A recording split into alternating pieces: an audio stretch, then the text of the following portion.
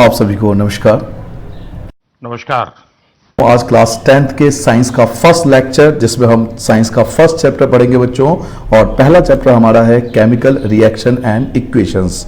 इस चैप्टर में हम डिटेल में पढ़ेंगे केमिकल रिएक्शन इक्वेशन के बारे में।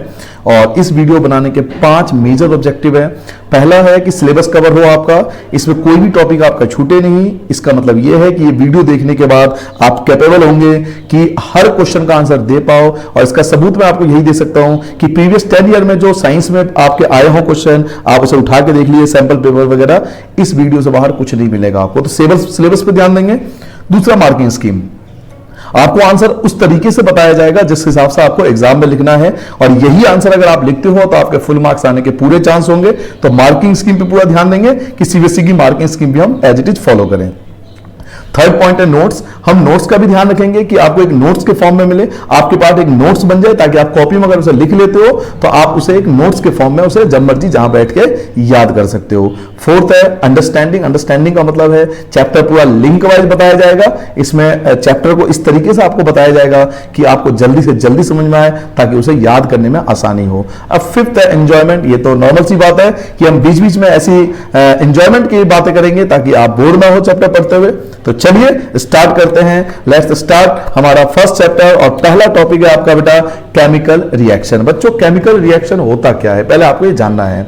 तो केमिकल रिएक्शन एक प्रोसेस का नाम है, द प्रोसेस इन विच। तब ये प्रोसेस क्या होता है? प्रोसेस का मतलब होता है जो टाइम कंज्यूम हो, जहां टाइम लगे। जैसे formation of curd from milk, जो मिल्क से कर्ड बनता है, दूध से दही बनता है, उसमें टाइम लगता है। तो ये प्रोसेस है।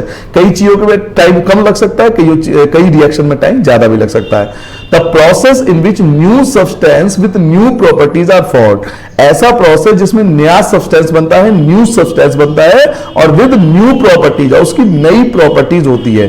तो ऐसा प्रोसेस जिसमें कोई नया सब्सटेंस बने और उस नए सब्सटेंस की नई प्रॉपर्टीज हो, फ्रॉम वन और मोर एलिमेंट, फ्रॉम वन और मोर सब्सटेंस। किससे? या तो एक से, या एक से ज्यादा सब्सटेंस से। तो पूरे लाइन का यह मतलब है कि एक या एक से ज्यादा, वन और मोर देन वन सब्सटेंस से जब कोई न्यू सब्सटेंस बनता है और उसकी न्यू प्रॉपर्टीज होती है, तो इस पूरे प्रोसेस को केमिकल रिएक्शन बोला जाता है। एग्जांपल आपके सामने लिखा हुआ है, formation of curd from milk, milk से कर्ड में कन्वर्ट होना, ये एग्जांपल है केमिकल रिएक्शन का। तो it is a process in which new substance with new properties are form. ये प्रोसेस है जिसमें न्यू सब्सटेंस बनता है, जिसकी नई प्रॉपर्टीज होती है, फ्रॉम वन और मोर सब्सटेंस, एक या एक से ज्यादा सब्सटेंस है। इसको केमिकल रिएक्शन, इसको हम केमिकल रिएक्शन कहते हैं। क्लियर हो गया? ये था आपका फर्स्ट टॉपिक। सेकंड टॉपिक आपका बेटा एग्जांपल्स ऑफ केमिकल रिएक्शन, कि केमिकल रिएक्शन का हम कौन कौन से एग्जांपल दे सकते हैं। तो जैसे ही आपके एग्जाम में एग्जांपल पूछा जाता है, एग्जांपल्स ऑफ केमिकल रिएक्शन, तो बच्चों ऐसे एग्जांपल देने की कोशिश करें जो आपके डेली लाइफ से जुड़ा हुआ है। जैसे डाइजेशन ऑफ फूड, आप फूड रोज डाइजेस्टेड कर रहे हो। आजकल तो आप लॉकडाउन में यही सिचुएशन चल रहा होगा, देख लो एक बार।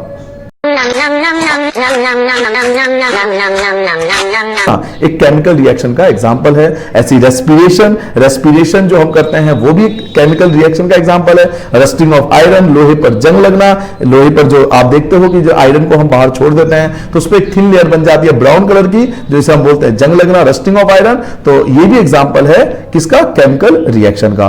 बर्निंग ऑफ मैग्नीशियम रिबन, ये मैं आपको लास्ट में बताऊंगा कि मैग्नीशियम रिबन क्या होता है, क्योंकि इसके ऊपर भी क्वेश्चन आ चुका है। मैग्नीशियम रिबन को जब बेटा बर्न करते हैं तो व्हाइट डेजलिंग फ्लेम बनती है। तो ये भी एक रिएक्शन होता है जिसे हम केमिकल रिएक्शन बोलेंगे। और फॉर्मेशन ऑफ कर्ड आप पहले ही पढ़ चुके हो कि मिल्क से कर्ड बनना। ये 5 एग्जांपल आपके सामने हैं कि आप लिख सकते हो एग्जांपल्स ऑफ केमिकल रिएक्शन। अब पांचों चाहो तो पांचों याद कर लो, चाहो तो 1 और 2 भी याद कर सकते हो, एग्जाम के लिए इनफ है। नेक्स्ट टॉपिक है आपका रिएक्टेंट, कि रिएक्टेंट क्या होता है। What is reactant? Define reactant, the substance which take part in the chemical reaction are called reactant. ऐसा सब्सटेंस जो केमिकल रिएक्शन में पार्टिसिपेट करता है, the substance which take part in chemical reaction. ऐसा सब्सटेंस जो केमिकल रिएक्शन में participate करता है उसे हम रिएक्टेंट कहते हैं। फॉर एग्जांपल ये केमिकल रिएक्शन आपके सामने है, इसमें जो आपको 2 सब्सटेंस दिख रहा है इसे बोलते हैं Zn। Zn फॉर्मूला होता है जिंक का, और H2SO4 ये सल्फ्यूरिक एसिड, इसे बोलते हैं बेटा सल्फ्यूरिक एसिड। ये धीरे धीरे आपको याद हो जाएगा। Zn मतलब जिंक होता है और H2SO4 सल्फ्यूरिक एसिड बोलते हैं इसको। तो जिंक और सल्फ्यूरिक एसिड ये केमिकल रिएक्शन में पार्टिसिपेट कर रहे हैं। रिएक्शन हो रहा, इन दोनों के बीच रिएक्शन हुआ, किसके बीच? जिंक और सल्फ्यूरिक एसिड के बीच रिएक्शन हुआ और रिएक्शन होने के बाद न्यू सब्सटेंस बना। तो न्यू सब्सटेंस हम बाद में पढ़ेंगे। तो जिनके बीच रिएक्शन होगा उसे हम रिएक्टेंट कहेंगे। तो रिएक्शन किसके बीच हुआ? जिंक और सल्फ्यूरिक एसिड के बीच, तो ये इन्हें रिएक्टेंट बोला जाता है। इसलिए लिखा हुआ the substance which take part in chemical reaction, वो सब्सटेंस जो केमिकल रिएक्शन में पार्टिसिपेट करता है, इनको हम रिएक्टेंट के नाम से जानते हैं। तो ये डेफिनेशन आपको बतानी है और नीचे एक छोटा सा एग्जांपल आपको जरूर बताना है एग्जाम के अंदर। मैं आपको पहले बता रहा हूं, as per the marking scheme आपको याद करना है, पॉइंट टू पॉइंट समझना है। अपनी कॉपी में word to word, point to point लिख लीजिए और इसको कहीं भी बैठ कर आप याद कर सकते हो। तो नेक्स्ट पॉइंट क्या है? प्रोडक्ट। प्रोडक्ट क्या होता है? अभी मैंने आपको रिएक्टेंट बताया था। देखिए, जिंक और सल्फ्यूरिक एसिड के बीच रिएक्शन हुआ था। रिएक्शन होने के बाद कुछ नया सब्सटेंस, क्योंकि केमिकल रिएक्शन में नया सब्सटेंस बनता है, तो रिएक्शन होने के बाद जो नया सब्सटेंस बनता है बच्चों, उसे प्रोडक्ट कहते हैं। तो डेफिनेशन क्या होगी? The substance which are formed in a chemical reaction, वो सब्सटेंस जो केमिकल रिएक्शन में जिसकी फॉर्मेशन होती है। The substance which are formed in a chemical reaction, वो सब्सटेंस जिनकी केमिकल रिएक्शन में फॉर्मेशन होती है, उनको हम प्रोडक्ट कहते हैं। क्लियर हो गया? क्या होता है प्रोडक्ट? वो सब्सटेंस जो केमिकल रिएक्शन के होने के बाद जो न्यू सब्सटेंस बनता है। रिएक्शन इन दोनों के बीच हुआ और रिएक्शन होने के बाद जो न्यू सब्सटेंस बना, इस नए सब्सटेंस को हम प्रोडक्ट के नाम से जानते हैं। नेक्स्ट पॉइंट है बेटा कंडीशन फॉर केमिकल रिएक्शन। जी हां, देखिए हम कब कहेंगे कि एक केमिकल रिएक्शन हुई है? केमिकल रिएक्शन होने की 4 मेजर पहचान है, आइडेंटिफिकेशन है।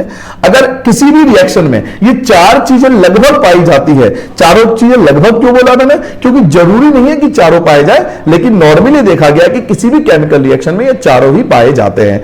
तो किसी रिएक्शन में नॉर्मली अगर ये चारों के चारों अवेलेबल हैं, तो डेफिनेटली वो केमिकल रिएक्शन होगा। तो केमिकल रिएक्शन के कौन कौन से कंडीशन होते हैं? पहला चेंज इन स्टेट, उसका स्टेट चेंज होना चाहिए। वो सॉलिड से लिक्विड कन्वर्ट हो, लिक्विड से गैस कन्वर्ट हो, गैस से सॉलिड कन्वर्ट हो, इस प्रकार चेंज इन स्टेट होना चाहिए। सेकेंड, चेंज इन कलर, उसका कलर भी चेंज होना चाहिए। कोई ना कोई कलर जो पहले कलर था और न्यू प्रोडक्ट जो प्रोडक्ट का कलर होगा वो दोनों डिफरेंट होना चाहिए। चेंज इन टेम्परेचर, या तो टेम्परेचर इंक्रीज होगा या टेम्परेचर डिक्रीज होगा। और इवोल्यूशन ऑफ गैस, और किसी ना किसी गैस की फॉर्मेशन होना चाहिए या एब्जॉर्प्शन होना चाहिए। तो बच्चों अगर ये 4 चीजें हैं किसी रिएक्शन के अंदर, तो उसे हम बोलते हैं केमिकल रिएक्शन। तो किसी रिएक्शन को अगर हमें पहचानना है तो कंडीशन फॉर केमिकल रिएक्शन, अगर किसी केमिकल रिएक्शन को हमें पहचानना है कि वाकई में केमिकल रिएक्शन हुआ है या नहीं हुआ है, तो हम इन चारों चीज से पहचान लेते हैं, आइडेंटिफाई कर लेते हैं कि वो केमिकल रिएक्शन हुआ है। तो लास्ट में बता रहा हूं, condition for chemical reaction, chemical reaction की कौन कौन सी कंडीशन होती है? Change in state, change in colour, change in temperature और evolution of gas. Next point आता है बेटा रिप्रेजेंटिंग अ केमिकल इक्वेशन। एक केमिकल रिएक्शन को हम कैसे रिप्रेजेंट करते हैं, लिखते कैसे हैं? हमने पढ़ लिया केमिकल रिएक्शन होता क्या है। अब केमिकल रिएक्शन को लिखते कैसे, रिप्रेजेंट कैसे करते हैं? तो बच्चों, way of representing a chemical reaction, किसी भी केमिकल रिएक्शन को लिखने के 2 मेथड होते हैं। एक को बोलते हैं वर्ड इक्वेशन और एक को बोलते हैं केमिकल इक्वेशन। याद रखोगे, केमिकल रिएक्शन को 2 प्रकार से रिप्रेजेंट किया जाता है। एक को बोलते हैं वर्ड इक्वेशन और एक बोलते हैं केमिकल इक्वेशन। जो वर्ड इक्वेशन होता है उसमें हम अल्फाबेट का इस्तेमाल करते हैं, जैसे आप इंग्लिश पढ़ते हो, जिंक प्लस सल्फ्यूरिक एसिड। अभी मैंने आपको पीछे रिएक्टेंट का एग्जांपल लिया था, उसमें जिंक था और सल्फ्यूरिक एसिड था। तो जब इसको हम वर्ड में लिख देंगे, इंग्लिश अल्फाबेट में लिख देंगे, तो ये वर्ड इक्वेशन बन गया। और उससे बना क्या था? जिंक सल्फेट और हाइड्रोजन, ये प्रोडक्ट था, पीछे पढ़ के आ चुके हो। तो जब हम रिएक्शन को वर्ड में लिखेंगे, इंग्लिश के अल्फाबेटिक का इस्तेमाल करके हम किसी रिएक्शन को जब वर्ड में लिखेंगे तो उसे वर्ड इक्वेशन बोलेंगे। और जब इसी चीज को हम फॉर्मूले के माध्यम से लिखेंगे, फॉर्मूले के फॉर्म में लिखेंगे, तो केमिकल इक्वेशन होता है। तो देखो, जिंक की जगह Zn लिख दिया क्योंकि जिंक का फॉर्मूला होता है। सल्फ्यूरिक एसिड का फॉर्मूला H2SO4 होता है, जिंक सल्फेट का फॉर्मूला ZnSO4 होता है और हाइड्रोजन का फॉर्मूला H2 होता है। ये एक सिर्फ एग्जांपल है और आप चाहो तो कोई और सिंपल एग्जांपल भी ले सकते हो। बेसिकली एग्जाम में क्या होता है, एग्जाम में यह पूछा जाता है कि what are the methods of representing a chemical reaction. एक केमिकल रिएक्शन को रिप्रेजेंट का मेथड क्या होता है? तो they are 2 ways of representing a chemical reaction. First word equation and second is chemical equation. जो वर्ड इक्वेशन होता है उसके अंदर हम अल्फाबेट का इस्तेमाल करते हैं, और जो केमिकल इक्वेशन होता है उसमें हम उसी चीज के फॉर्मूले का इस्तेमाल करते हैं। तो नॉर्मली जो हम अपने बुक्स वगैरह में पढ़ते हैं वो हम केमिकल इक्वेशन पढ़ते हैं, तो हम इसका इस्तेमाल करते हैं बेटा डेली लाइफ में, हम ये चीज इस्तेमाल करते हैं अपने बुक्स वगैरह में लिखने के लिए। ठीक है, तो चलिए आगे बढ़ते हैं। कई बार एग्जाम में ये भी आता है कि आपको वर्ड इक्वेशन दिया होगा, आपको केमिकल इक्वेशन में कन्वर्ट करना होगा, और केमिकल इक्वेशन दिया होगा, आपको वर्ड इक्वेशन में भी कन्वर्ट करना आ सकता है। तो ये भी आपको मेथड सिखाऊंगा मैं वीडियो के लास्ट में। तो लास्ट बार आपको बताता हूं, केमिकल रिएक्शन को प्रेजेंट करने के दो मेथड होते हैं, word equation, chemical equation. Word equation में अल्फाबेट का इस्तेमाल करते हैं और केमिकल इक्वेशन में उनके फॉर्मूले का इस्तेमाल होता है।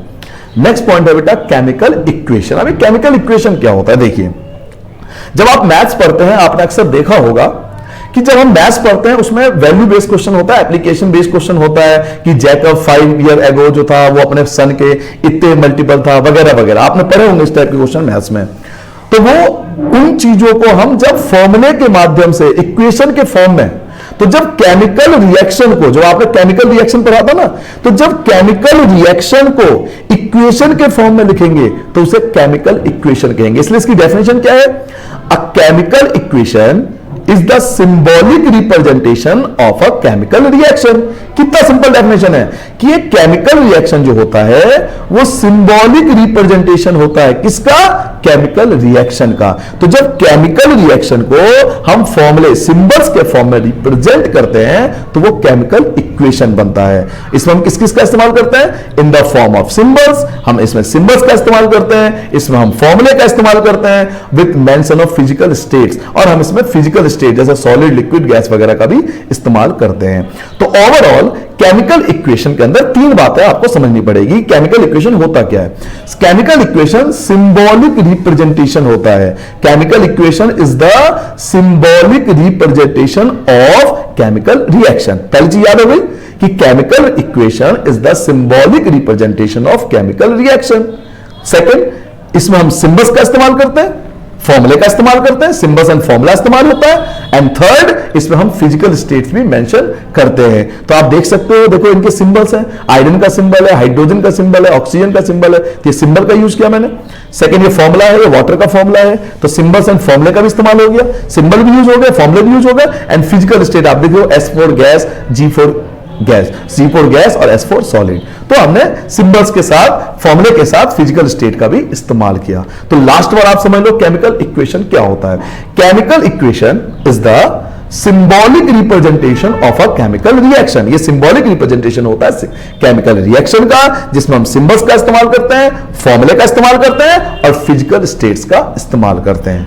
क्लियर है। नेक्स्ट पॉइंट क्या है, कैटेगरी ऑफ केमिकल इक्वेशन, कि केमिकल इक्वेशन को कौन कौन से कैटेगरी में बांटा जाता है। नॉर्मली देखा गया है कि केमिकल जो इक्वेशन होता है वो दो कैटेगरी में बांटे जाते हैं। एक होता है बेटा बैलेंस केमिकल इक्वेशन और एक होता है अनबैलेंस केमिकल इक्वेशन। और अनबैलेंस केमिकल इक्वेशन को स्केलेटल इक्वेशन भी बोला जाता है।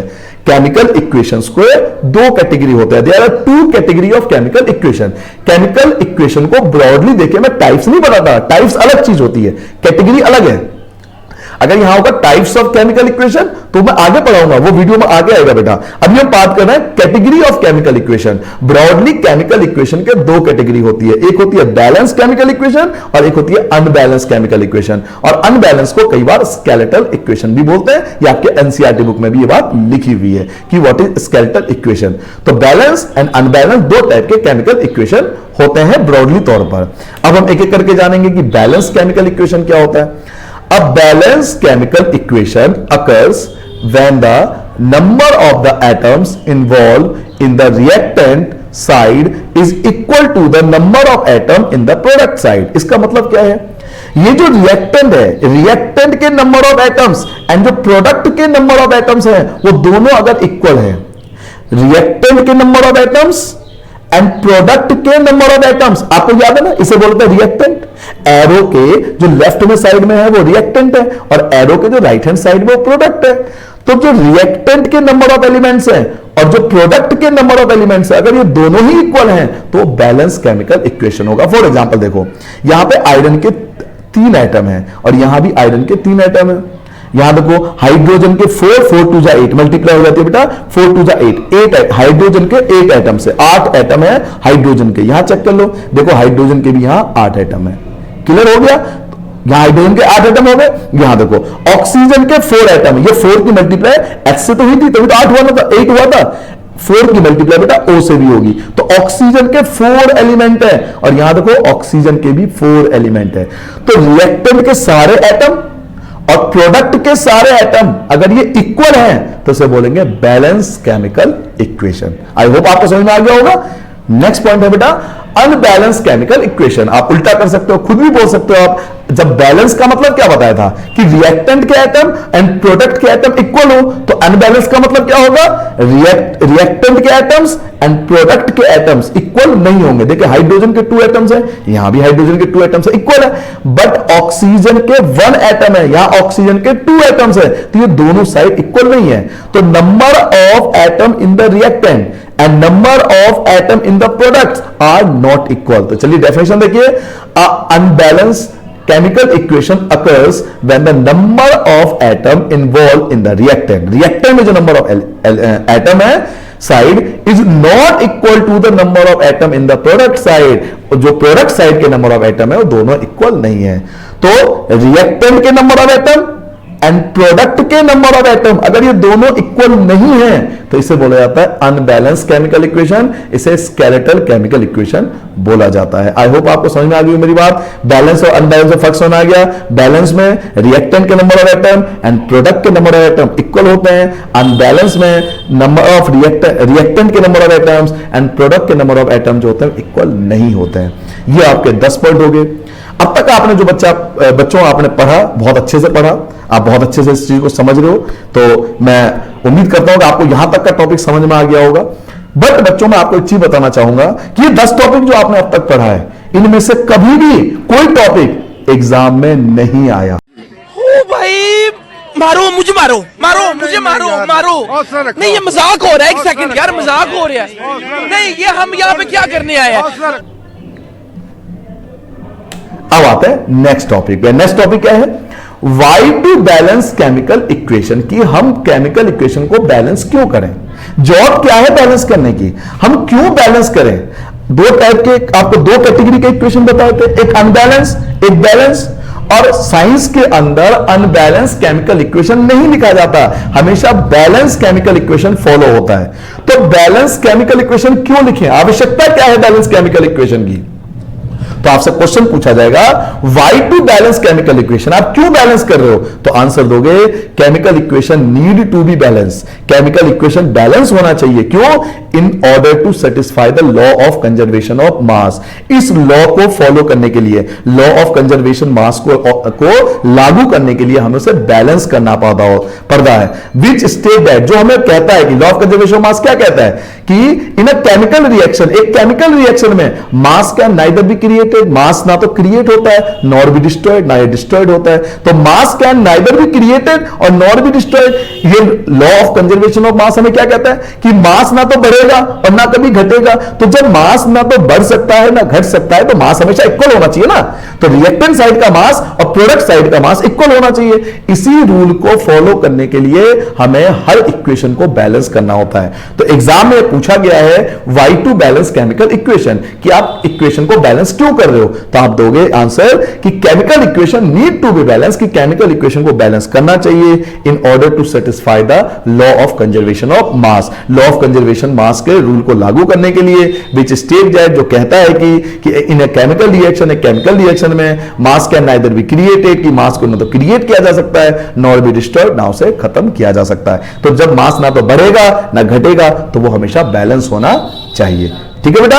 नेक्स्ट पॉइंट क्या है? नेक्स्ट पॉइंट है बेटा टाइप्स ऑफ केमिकल रिएक्शन, कि केमिकल रिएक्शन कौन कौन से टाइप्स के होते हैं। वैसे भी तो देखो लेवल के अकॉर्डिंग जब आप स्टैंडर्ड आपका बढ़ता जाएगा, टाइप्स ऑफ केमिकल रिएक्शन अलग अलग प्रकार से बच्चे पढ़ते हैं, उसके टाइप भी अलग अलग हो जाते हैं।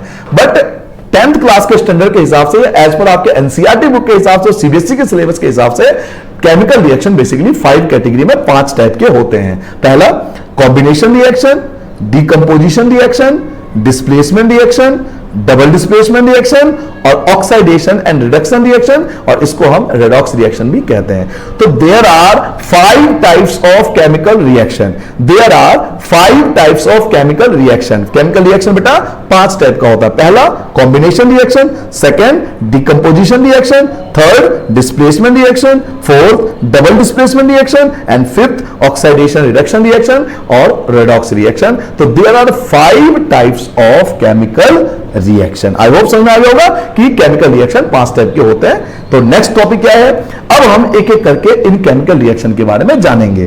तो 13 टॉपिक क्या है, कॉम्बिनेशन रिएक्शन। कॉम्बिनेशन रिएक्शन को कई बार सिंथेसिस रिएक्शन भी बोला जाता है। तो कॉम्बिनेशन रिएक्शन आ जाए एग्जाम में या सिंथेसिस रिएक्शन आ जाए तो कंफ्यूज मत होना, दोनों का मीनिंग आपको सेम लिखना है, कॉम्बिनेशन रिएक्शन और सिंथेसिस रिएक्शन। तो कॉम्बिनेशन रिएक्शन क्या होता है?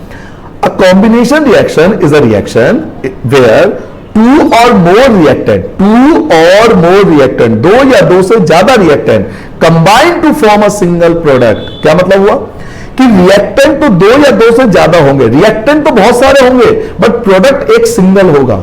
तो जब रिएक्टेंट बहुत सारे हो और वो प्रोडक्ट एक बनाए तो वो कॉम्बिनेशन रिएक्शन है। बड़ा सिंपल सी डेफिनेशन है। जब रिएक्टेंट बेटा बहुत सारा हो, रिएक्टेंट तो बहुत सारे हो बट प्रोडक्ट एक हो, सिंगल हो, तो वो कॉम्बिनेशन रिएक्शन होगा।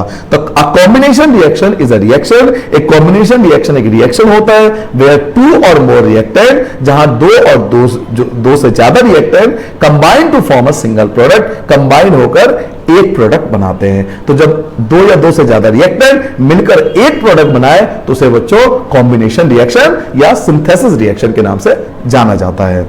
14 टॉपिक है बच्चों एग्जांपल्स ऑफ कॉम्बिनेशन रिएक्शन। आप देख रहे होंगे कि 3 एग्जांपल्स आपके स्क्रीन पे आ रहे होंगे। अब आपके दिमाग में आना चाहिए कि सर जी ने 3 एग्जांपल ही क्यों लिए? एग्जांपल तो और भी लिए जा सकते हैं। एज पर योर सिलेबस, मैंने आपको वीडियो में स्टार्टिंग में क्या बताया था कि हम पूरा फॉलो कर रहे हैं आपके सिलेबस को, जो आपके सिलेबस में है उस सब कुछ आपको बताएंगे। तो एग्जांपल ऑफ कॉम्बिनेशन रिएक्शन का पहला एग्जांपल है बर्निंग ऑफ कोल। कोयला जानते हो ना, बर्निंग ऑफ कोल। जब कोल को हम जलाते हैं तो ये रिएक्शन होता है, carbon plus oxygen carbon dioxide. इसमें जो आपको स्टेट लिखा है ना, ब्रैकेट के अंदर स्टेट लिखा है बच्चों, ये नहीं लिखना। आप अपनी कॉपी में भी स्टेट मत लिखना। स्टेट हमें लिखना पड़ता है, समझाने के लिए लिखना पड़ता है। आपके एनसीईआरटी बुक में भी लिखा होगा, आप कोई बुक या गाइड या रिफ्रेशर खरीदोगे, सैंपल पर खरीदोगे, उन सब में लिखा होगा, क्योंकि हमें स्टैंडर्ड फॉर्म में लिख के देना होता है। बट एज ए स्टूडेंट आपको ये सब बातें नहीं लिखनी, आपको केवल लिखना होता है carbon plus oxygen carbon dioxide. तो बर्निंग ऑफ कोल, कोयले को जब जलाते हैं तो उसका रिएक्शन क्या होता है? Carbon plus oxygen carbon dioxide. तो देखिए रिएक्टेंट तो 2 थे लेकिन प्रोडक्ट एक बन गया, इसलिए कॉम्बिनेशन रिएक्शन। तो ये तो एग्जांपल हो गया कॉम्बिनेशन रिएक्शन का।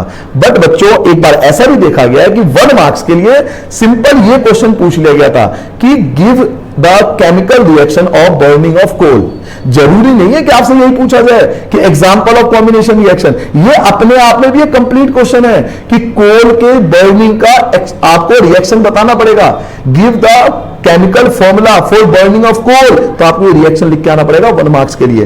तो ये इसका भी एग्जांपल है और अपने आप में भी एक कंप्लीट क्वेश्चन है। नेक्स्ट, फॉर्मेशन ऑफ वाटर, जल का बनना, पानी का बनना। तो hydrogen plus oxygen, hydrogen oxygen दोनों मिलकर बन गया H2O। तो ये अपने आप में एग्जांपल किसका है? कॉम्बिनेशन रिएक्शन का। और ये डिफरेंट एक 1 मार्क्स में ये भी आ सकता है कि give the chemical formula of formation of water, की वाटर के फॉर्मेशन का रिएक्शन बताओ, तो आपको ये रिएक्शन लिखना पड़ेगा। ठीक है, तो ये इसके लिए भी एग्जांपल हो जाएगा और फॉर्मेशन ऑफ वाटर के लिए अपने आप में भी क्वेश्चन अलग से कवर हो जाएगा। ऐसे एक बहुत फेमस एग्जांपल है जो बहुत ज्यादा एग्जाम में आजकल आ रहा है, क्विक लाइम और स्लेक लाइम। कि क्विक लाइम में अगर वाटर ऐड कर दिया जाए, क्विक लाइम में क्या ऐड कर दिया है? वाटर। क्विक लाइम होता है बेटा कैल्शियम ऑक्साइड, Ca कैल्शियम होता है, O ऑक्सीजन होता है। तो कैल्शियम ऑक्साइड में जब वाटर को ऐड कर दिया जाए, H2O आप सब जानते हो पानी को बोलते हैं, जब कैल्शियम ऑक्साइड में वाटर को ऐड कर दिया जाता है तो बनता है कैल्शियम हाइड्रोक्साइड। क्या बोलेंगे इसको? Ca मतलब क्या होता है? कैल्शियम, और इसको बोलते हैं हाइड्रोक्साइड। तो कैल्शियम हाइड्रोक्साइड, कैल्शियम हाइड्रोक्साइड एक साइंटिफिक नेम है, इसका कॉमन नेम है स्लेक लाइम। जैसे आपके घर में नाम होते हैं ना, आपके घर में अलग नाम होते हैं और आपके ऑफिशियल नाम अलग होता है, तो ये जो कैल्शियम हाइड्रोक्साइड है ये इसका स्टैंडर्ड नाम है, साइंटिफिक नेम है इसका, जबकि इसका कॉमन नेम जो है वो स्लेक लाइम है। तो क्विक लाइम में अगर वाटर को ऐड कर दिया जाए, क्विक लाइम के अंदर वाटर को ऐड कर दिया जाए तो वो स्लेक लाइम बनता है। अब आपको ये एग्जांपल क्यों बता रहा हूं, क्योंकि एग्जाम में ये पूछा गया था कि give the chemical formula of formation of slack lime, slack lime के बनने का केमिकल फॉर्मूला बताओ। ये 1 मार्क्स में आ चुका है प्रीवियस ईयर में एग्जाम में, तो आपको केवल ये रिएक्शन देना है। तो ये तीनों ही एग्जांपल, ये एग्जांपल कॉम्बिनेशन रिएक्शन के भले ही हो, लेकिन अपने आप में भी ये कंप्लीट क्वेश्चन है अलग अलग। क्लियर हो गया बेटा? तो हम एग्जांपल भी कवर हो गए और डिफरेंट क्वेश्चन भी कवर हो गया। 15 टॉपिक क्या है बेटा? Decomposition reaction. ये डीकंपोजिशन रिएक्शन क्या होता है?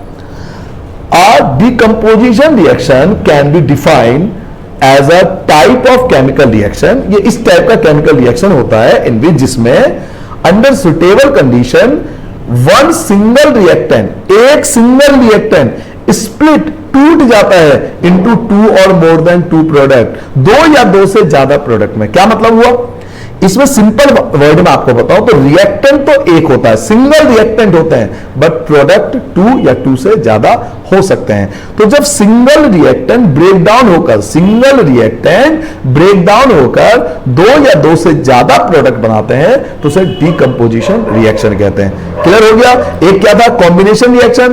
कॉम्बिनेशन रिएक्शन में रिएक्टेंट ज्यादा थे, प्रोडक्ट एक था, जबकि डीकंपोजिशन रिएक्शन में रिएक्टेंट तो सिंगल होता है बट प्रोडक्ट बहुत सारे होते हैं। तो जब एक सिंगल रिएक्टेंट ब्रेक डाउन होकर 2 या 2 से ज्यादा प्रोडक्ट बनाता है तो उसे डीकंपोजिशन रिएक्शन के नाम से जाना जाता है। अब आते हैं बच्चों नेक्स्ट टॉपिक पे। 16 टॉपिक क्या है?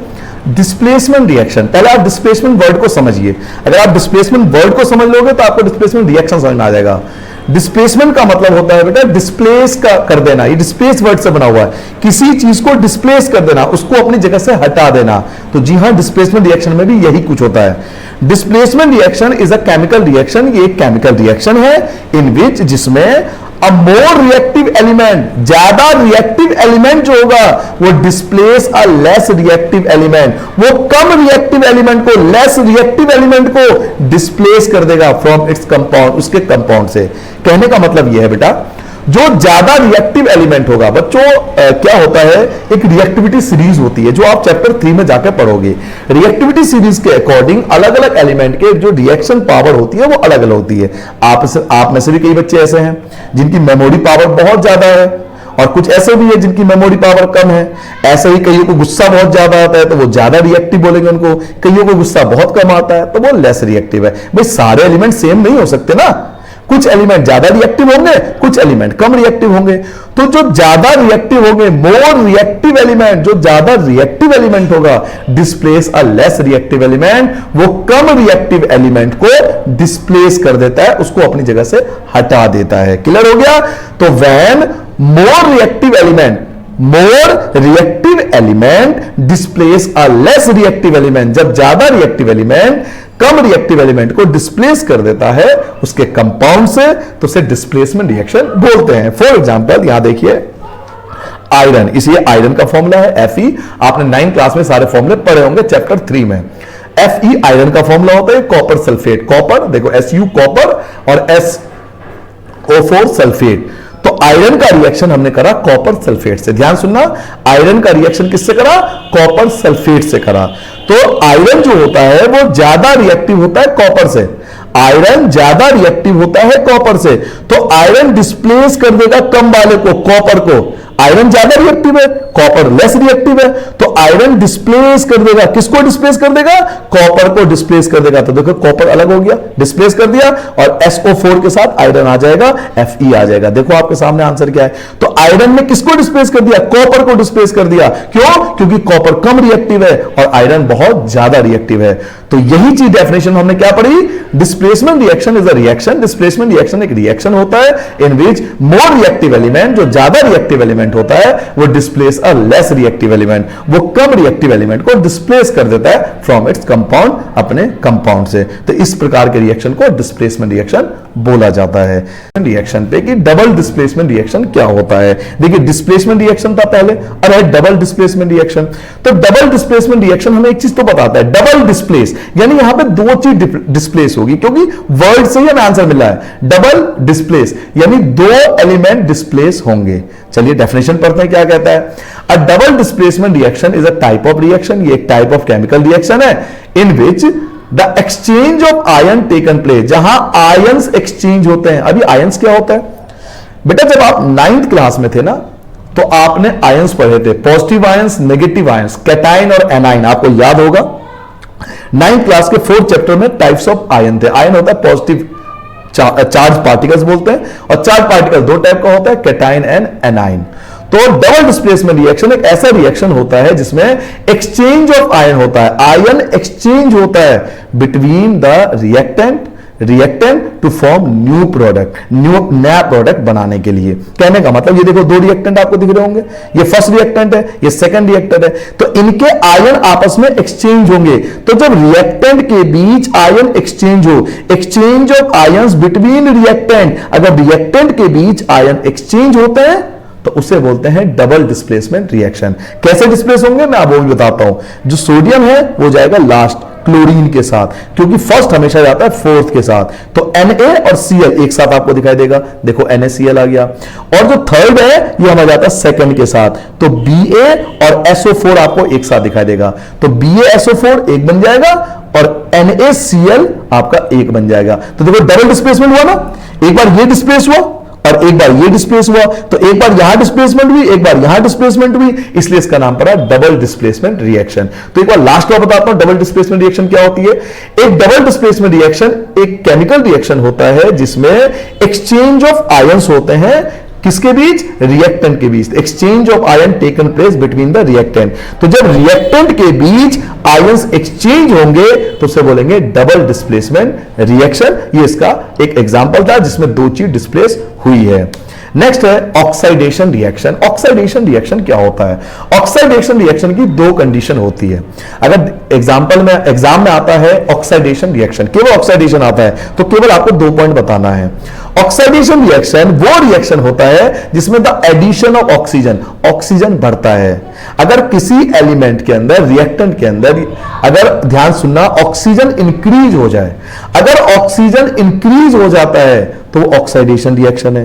या फिर रिमूवल ऑफ हाइड्रोजन, या हाइड्रोजन कम हो जाए तो वो ऑक्साइडेशन रिएक्शन है। तो ऑक्साइडेशन रिएक्शन की दो कंडीशन होती है, या तो ऑक्सीजन बढ़ जाए या हाइड्रोजन कम हो जाए। आपने सुना मैंने क्या बोला? ऑक्साइडेशन रिएक्शन वो रिएक्शन होता है जिसमें या तो ऑक्सीजन इंक्रीज हो जाए या हाइड्रोजन कम हो जाए। तो ये दो कंडीशन होती है ऑक्साइडेशन रिएक्शन की। आप एग्जांपल देखो, कॉपर अकेला था, कार्बन अकेला था, सॉरी, कार्बन में आपने ऑक्सीजन मिला दिया तो कार्बन में ऑक्सीजन ऐड हो गया, कार्बन डाइऑक्साइड बना ना, कार्बन में ऑक्सीजन ऐड हो गया, कार्बन डाइऑक्साइड बन गया।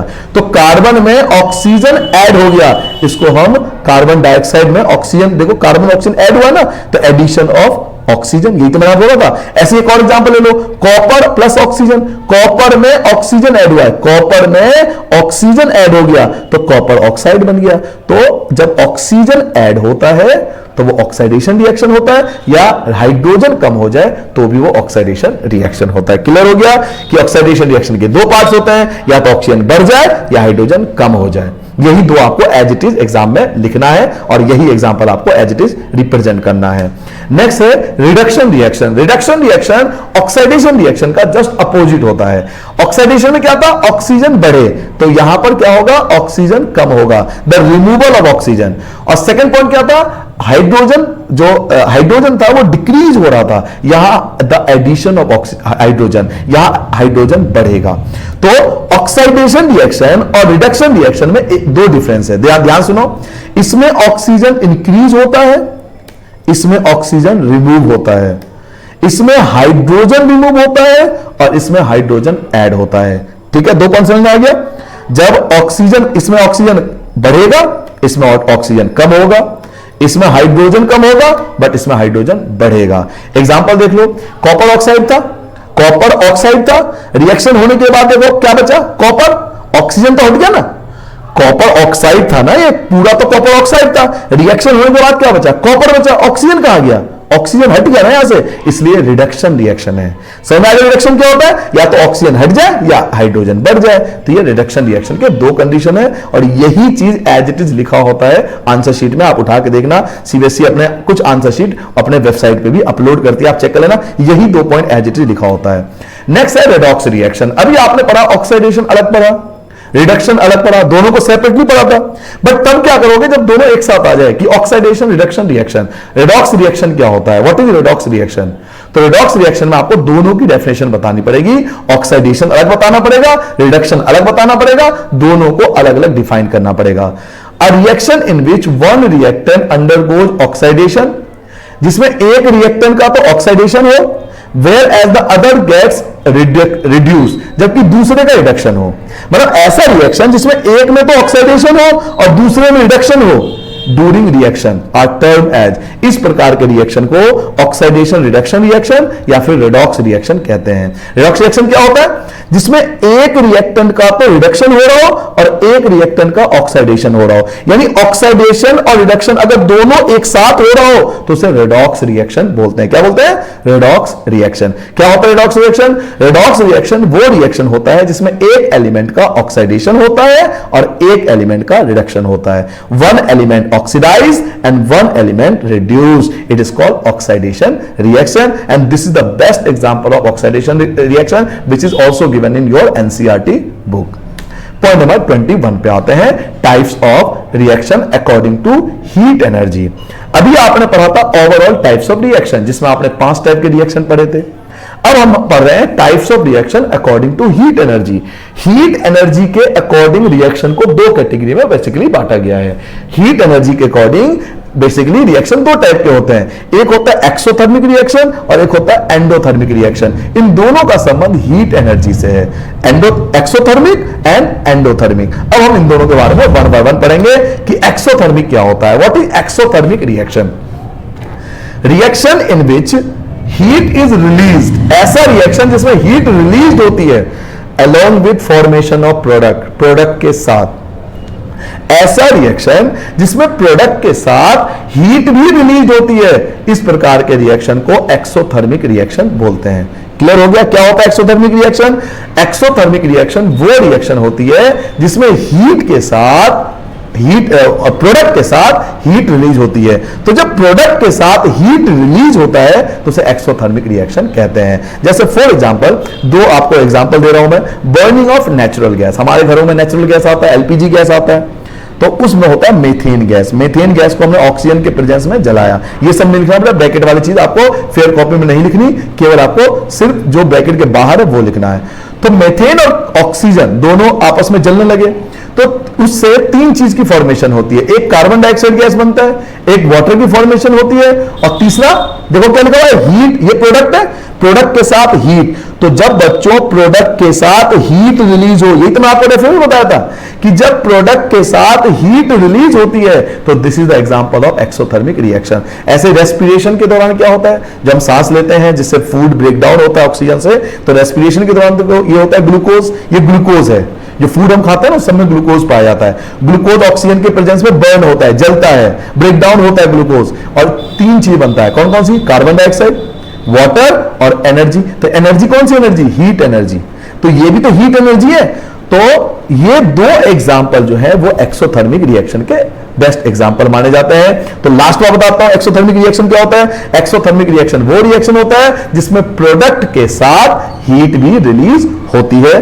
तो ये तो एग्जाम्पल आपने पढ़ लिए बच्चों, लेकिन ऐसा देखा गया प्रीवियस ईयर में कि ये जो 2 एग्जाम्पल है ये सेपरेटली भी पूछा जाता है। जैसे आपसे पूछेगा what is the chemical reaction of burning of natural gas, कि नेचुरल गैस के बर्निंग का रिएक्शन बताओ। इसमें आप एक्सोथर्मिक थोड़ी डिफाइन करोगे, आप उसमें केवल बर्निंग ऑफ नेचुरल गैस का ये रिएक्शन लिख के आओगे। ऐसे आपसे पूछेगा रेस्पिरेशन का बताओ, रेस्पिरेशन का केमिकल इक्वेशन बताओ, तो आपको एक्सोथर्मिक थोड़ी बताना है ना, आप नेचुरल गैस के बारे में बताओगे, आप तो केवल रेस्पिरेशन का लिखोगे ना। तो ऐसा भी देखा गया है प्रीवियस ईयर के क्वेश्चन पेपर में कि सेपरेटली ये दोनों एग्जांपल भी आते हैं। तो जो मैं एग्जांपल दे रहा हूं वो सभी एग्जांपल आपके एनसीईआरटी बुक से है और प्रीवियस ईयर से लिया गया है एज इट इज।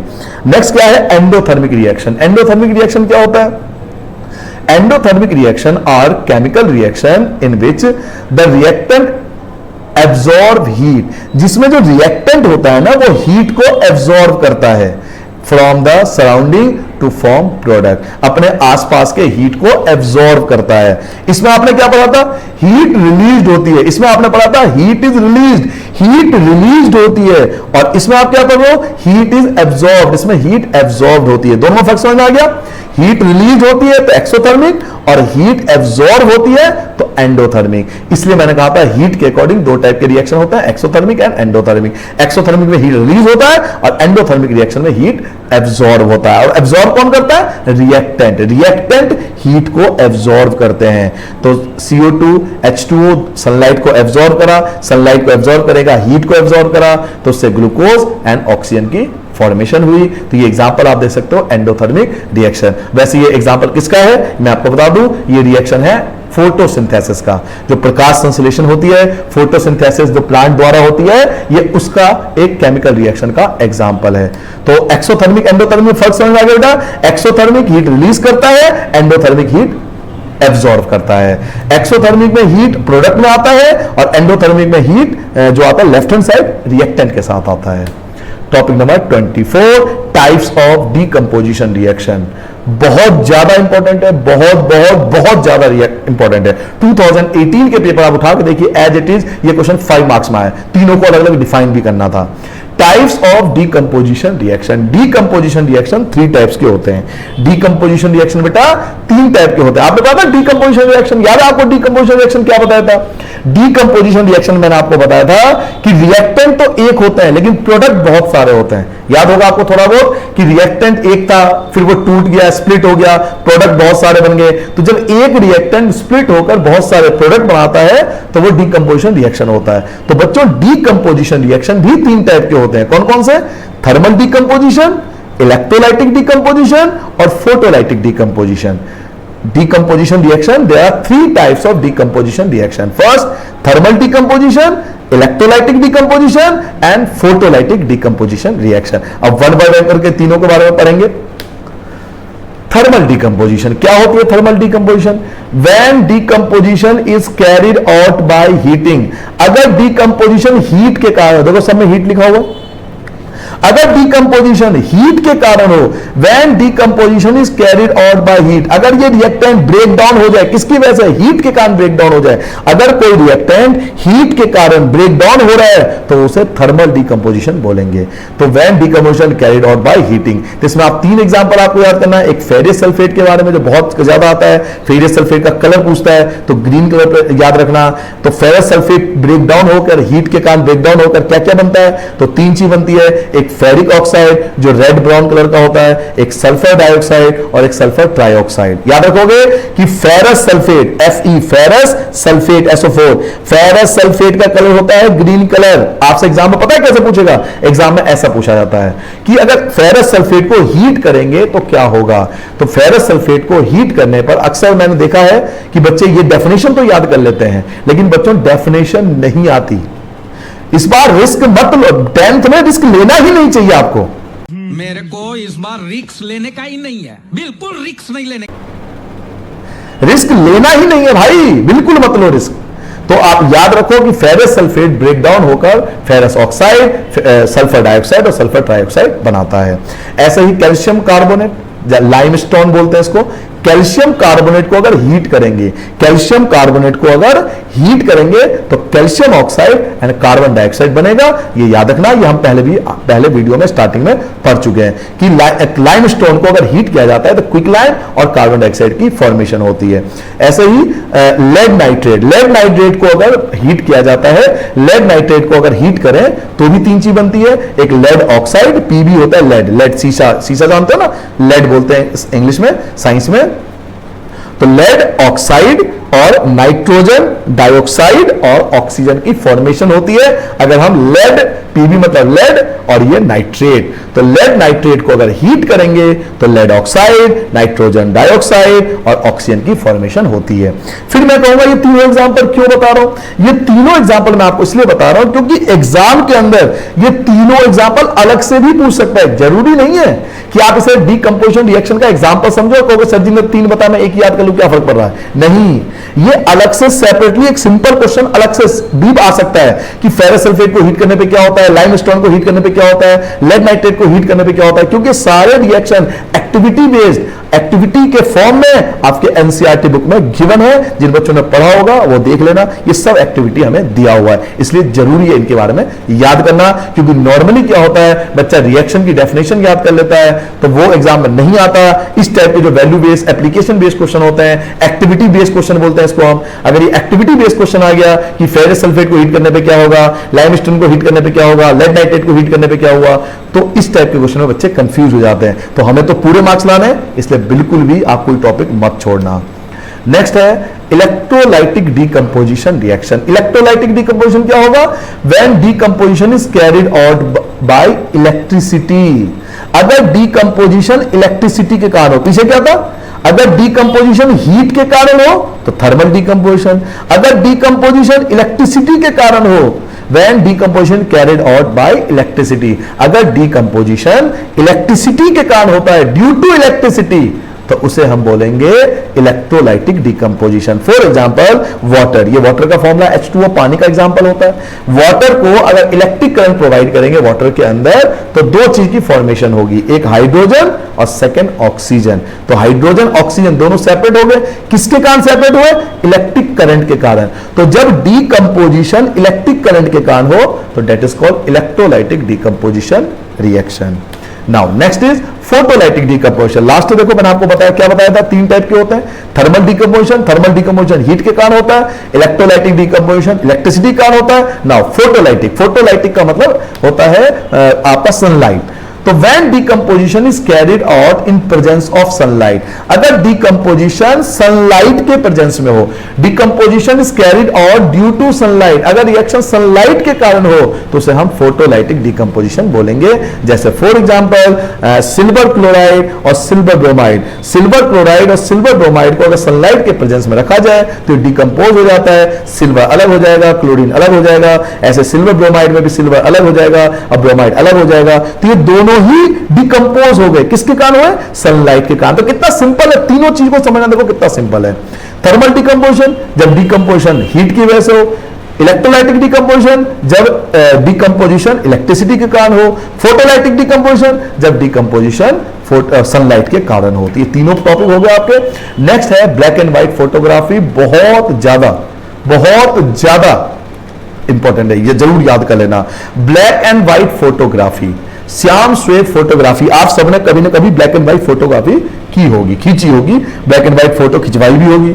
तो ब्लैक एंड व्हाइट जब फोटो हम खिंचवाते हैं ना बच्चों, तो इन दोनों रिएक्शन का इस्तेमाल होता है जो अभी आपने पीछे पढ़ा था, सिल्वर क्लोराइड और सिल्वर ब्रोमाइड। जब सिल्वर क्लोराइड को सनलाइट में रखते हैं तो सिल्वर क्लोराइड अलग हो जाता है, ऐसे ही सिल्वर ब्रोमाइड को जब सनलाइट में रखते हैं तो सिल्वर ब्रोमीन अलग हो जाता है। Silver chloride turns grey, silver chloride का रंग ग्रे हो जाता है on exposure of sunlight, sunlight के कारण। Above reaction is use in black and white photography. इन दोनों रिएक्शन का इस्तेमाल हम ब्लैक एंड व्हाइट फोटोग्राफी में करते हैं। तो अगर एग्जाम में आपसे बेसिकली पूछा जाता है ब्लैक एंड व्हाइट फोटोग्राफी में ऊपर कोई भी क्वेश्चन आता है तो आप ये 2 रिएक्शन लिख दोगे तो मोर देन इनफ है, इससे ज्यादा कुछ लिखने की आवश्यकता नहीं है। केवल ये 2 रिएक्शन आप लिख दो, फुल मार्क्स आप आएंगे, क्योंकि आंसर शीट में केवल ये 2 रिएक्शन लिखी होती है। आपने क्या बकवास करा ये कोई नहीं जानना चाहेगा, अगर आपने ये लिख लिया तो आपके पूरे मार्क्स आएंगे। समझ आ गया? Next corrosion. कोरोजन क्या होता है, कोरोजन किसे कहते हैं, व्हाट इज कोरोजन, कोरोजन होता क्या है? ठीक है, पहले डेफिनेशन समझते हैं। When a metal is exposed to moisture, जब कोई मेटल मॉइस्चर के कांटेक्ट में आता है या एयर के कांटेक्ट में आता है या एसिड के कांटेक्ट में आता है। When a metal is exposed to moisture, air, acid, जब कोई मेटल मॉइस्चर के, एयर के या एसिड के कांटेक्ट में आता है फॉर सम टाइम, कुछ टाइम के लिए। A layer of hydrated oxide is form, तो उसके ऊपर एक हाइड्रेटेड ऑक्साइड की लेयर बन जाती है। चलो मैं आपको एग्जांपल से बताता हूं। अगर आप लोहे की चीज को, आयरन की चीज को अगर आप कुछ दिनों के लिए छत पे छोड़ दो तो आप देखोगे कुछ दिनों बाद वो जंग लग गया, रस्टिंग हो गया, तो वो उसे रस्टिंग कहते हैं। Rusting is also part of corrosion. ध्यान रखना दोनों चीज में थोड़ा सा डिफरेंस होता है। रस्टिंग जो होता है वो पार्ट होता है कोरोजन का। कोरोजन एक बहुत बड़ा टॉपिक है, रस्टिंग एक छोटा सा पार्ट है। मैं सिर्फ एग्जांपल के लिए यूज कर रहा हूं। तो आपने देखा उसके ऊपर ब्राउन कलर का लेयर चढ़ गया, और वो लेयर क्या करेगा, विच वीकेंस द मेटल, वो उस लोहे को कमजोर कर देगा। वो जो लेयर चढ़ गया ना ब्राउन कलर का लोहे के ऊपर, वो उस लोहे को कमजोर कर देगा, दिन ब दिन वो खराब हो जाएगा, और hence metal is said to be corrode. तब हम बोलेंगे कि मेटल जो हो गया वो कोरोड हो गया, खराब हो गया, बेकार हो गया। तो when a metal is expose to moisture, जब कोई मेटल मॉइस्चर के कांटेक्ट में, एयर के कांटेक्ट में, एसिड के कांटेक्ट में आता है कुछ टाइम के लिए, a layer of hydrated oxide is form, उसके ऊपर एक हाइड्रेटेड ऑक्साइड की लेयर बन जाती है, विच वीकेंस द मेटल, जो मेटल को वीक कर देता है, and hence metal is said to be corrode, और हम बोलते हैं कि मेटल कोरोड हो गया। इसके एग्जांपल याद कर लेना, कम से कम 3 एग्जांपल जो आपके एनसीईआरटी बुक में दिया हुआ है वो तो जरूर याद कर लेना। एग्जांपल ऑफ कोरोजन, पहला रस्टिंग ऑफ आयरन, जो आपको पहले बता चुका हूं। Black coating of silver, silver पे कौन से कलर का होता है, ब्लैक कोटिंग। आप बिलीव नहीं करोगे 1 मार्क्स में एमसीक्यू में ये भी पूछ चुका है कि सिल्वर के ऊपर कौन से कलर का कोटिंग होता है, तो ब्लैक, और कॉपर के ऊपर ग्रीन कलर की कोटिंग होती है। तो ये 3 बेस्ट एग्जांपल है आपके कोरोजन के। कोरोजन समझ में आ गया कि जब कोई मेटल मॉइस्चर, एयर, एसिड के कांटेक्ट में आता है तो उसके ऊपर एक लेयर चढ़ जाती है, वो लेयर उस मेटल को वीक कर देता है, जिसे हम मेटल को कोरोड बोलते हैं, और ये 3 बेस्ट एग्जांपल उसके हैं। क्या हम कोरोजन को रोक सकते हैं? जी हां, method to prevent from corrosion. हम कोरोजन को रोक सकते हैं, कोरोजन को रोका जा सकता है। तो कम से कम 3 या 4 मेथड आप याद कर लेना। बाय पेंटिंग, आप जानते हो कि अक्सर हम लोहे की चीजों पे पेंट कराते हैं, क्यों कराते हैं? कोरोजन से बचाने के लिए, एयर, वाटर, मॉइस्चर, एसिड, इन सब से बचाने के लिए। बाय अप्लाइंग ग्रीस और ऑयल, ग्रीस एंड ऑयल का इस्तेमाल कर सकते हैं जिससे कोरोजन नहीं होगा। बाय गैल्वेनाइजिंग, गैल्वेनाइजिंग का इस्तेमाल करके, अगर सेपरेटली 1 मार्क्स में पूछ लेता है व्हाट इज गैल्वेनाइजिंग, तो क्या लिखोगे? The process of depositing a thin layer of zinc metal on iron. जब आयरन पर जिंक की लेयर चढ़ा देते हैं, आयरन मतलब लोहा, लोहे पर जिंक की लेयर चढ़ा देते हैं तो उसे गैल्वेनाइजिंग बोलते हैं, और ये बहुत अच्छा मेथड माना जाता है कोरोजन से बचने के लिए। ऐसे ही tin plating and chromium plating, जो आजकल बहुत ज्यादा यूज हो रहा है मार्केट में, tin plating and chromium plating आपने देखा होगा। अक्सर जो हम पानी के लिए लाते हैं, पानी के लिए टोटी वगैरह लाते हैं, उसमें आप देखते हो प्लेटिंग की जाती है, चमकता होता है, क्योंकि उस पर टिन प्लेटिंग या क्रोमियम प्लेटिंग की जाती है, तो वो भी कोरोजन से बचाता है। और बाय एलॉइंग इट, हम उसे मेटल और नॉन मेटल को मिलाकर भी बना सकते हैं ताकि कोरोजन ना बने। तो बेसिकली 5 मेथड तो आप याद कर सकते हो कोरोजन से बचने के लिए। Prevention from corrosion by painting, by applying grease or oil, by galvanizing, by tin plating and chromium plating, and by alloying. There are 5 methods to prevent from corrosion. Next topic है rancidity. Rancidity क्या होता है?